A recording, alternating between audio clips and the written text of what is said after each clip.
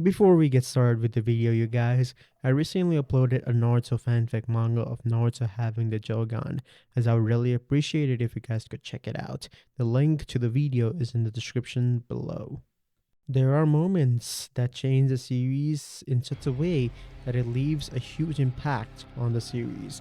The death of Jiraiya, Eren manipulating his father, the reveal of Aizen being a villain, and many more moments in anime and manga. And in Jujutsu Kaisen, there are two moments that change the entire series as a whole. The first being Gojo Satoru being sealed in the Shibuya incident arc, and second being Gojo versus Sukuna. And why these two moments are so groundbreaking in Jujutsu Kaisen story, today I'm here to explain why these two moments were so important in Jujutsu Kaisen. But before we do get started, guys, please like the video and subscribe to the channel, and while you're at it, also turn on the post notification bell, as you'll be notified as soon as I upload a JJK related content. But without any delay, let's begin the video.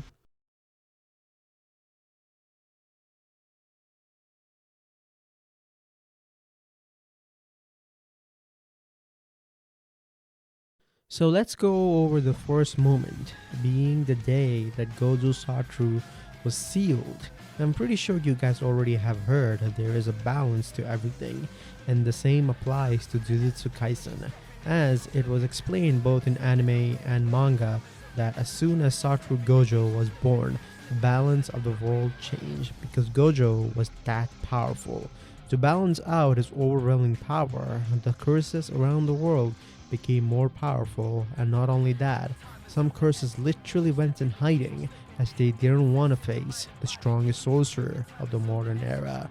That's how terrified they were of that man. And what makes Gojo so powerful is the two inherited ability of the Gojo clan, the Six Eyes and the Limitless, where the Limitless allows you absolute control over space to an atomic level, hence why Gojo could repel and attract things away from him, being the usage of red and blue respectively, and also being the reason why Gojo can literally teleport, and while the Limitless being a powerful technique on its own, to utilize the Limitless to its full potential, you need the Six Eyes, an ocular power that allows its user absolute control over their cursed energy, an insane analyzing power, as Gojo with the Six Eyes, by looking at any technique only once, can break it down and figure out a way to counter it.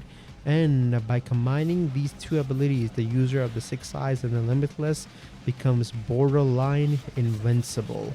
And that is why, in order to achieve his goals, Kenjaku, or Pseudo Geto, needed Gojo gone. But that was easier said than done, because, well, Kenjaku couldn't really beat Gojo. He didn't see any way that he could beat Gojo, let alone kill him.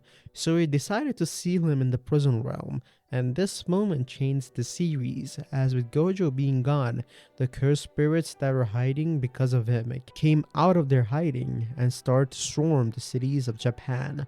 And not only that, we recently see in the anime what happened in Shibuya, as all of those deaths of Nanami, Nobara, and so many other countless civilians who were victims of Sukuna's domain expansion in his battle against Maharaga could have been avoided.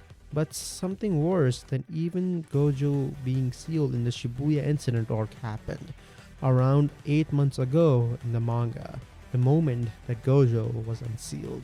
And you might be wondering, bro, Gojo being unsealed is a good thing, right? Right?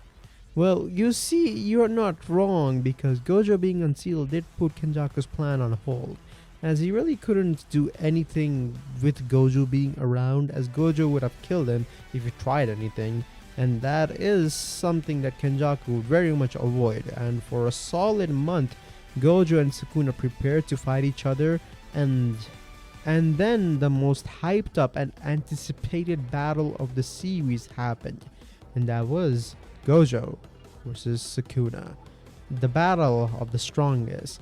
And this battle lived up to its hype, I can tell you that much, as we really got to see why Gojo and Sukuna are given the title of the strongest, with both of them outclassing any sorcerers we have seen in terms of fighting, battle tactics. It is highlighted that the difference in power between Gojo, Sukuna, and the rest of the cast is huge, as if anyone would try to help Gojo in the fight, instead of helping him, they would be a hindrance to him.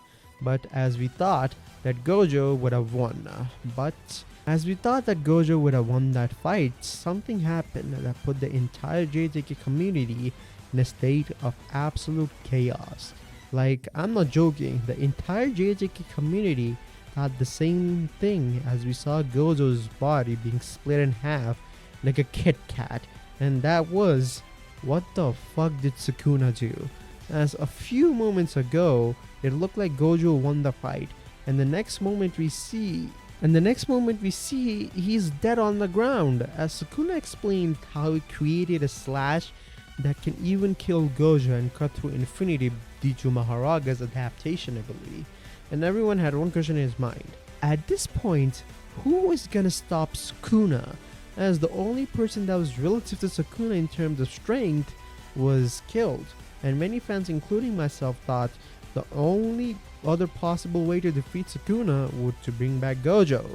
But as the story progresses, that possibility is becoming unlikely. And Gege in an interview once said that either Yuji survives and the entire cast dies, or the entire cast survives and Yuji dies. And right now, we all know where this is going, as Nobara is dead, Megumi is almost dead, Gojo is dead, Yuji is the only one alive. So the first one is what it's going to be going with, right? But the thing is, how will Yuji survive his battle against Sukuna? As I don't think Sukuna is dying in the next chapter by Yuji's hand by using Higuruma's Executioner Sword. And Yuji, even with his recent power up and him having the possibility of gaining the ability to control blood manipulation like Chozo, but even with all that, I don't see Yuji winning. That's how huge the power gap is. Let's say Sukuna pulled off the fire arrow technique that literally burned a fire cursed spirit and destroyed Maharaga in one attack, or the world-cutting slashes that killed Gojo. What would Yuji do against both of those attacks? If the one of those attacks hits him, there's no way that Yuji is defending. Maybe he can defend normal cleave, maybe he can defend normal dismantle, but there's no way in hell he's defending against the fire arrow and the world-cutting slashes that Sukuna used. So, there's nothing that can be happen. And at this moment of Gojo dying changed the entire series, and there isn't any way that we're beating Sukuna. Let's just say that we do manage to beat the King of Curses somehow, and we still have Kenjaku's merger to worry about, as without a doubt that thing is coming out, and that thing is gonna be even more powerful than Sukuna and Gojo. And we barely have beaten Sukuna, assuming we beat him in a fight. Fighting something even stronger than Sukuna seems like a damn nightmare that no one would want to face, not even Yuji. And the end of JJK world, because as the story is going right now, it looks like Gege will end the series with Kenjaku's plan coming true, with humans evolving and the great age of Jujutsu coming back, the Heian era. But all we can do right now is speculate. If you guys have any other theory, comment down below, as I might make a video on that.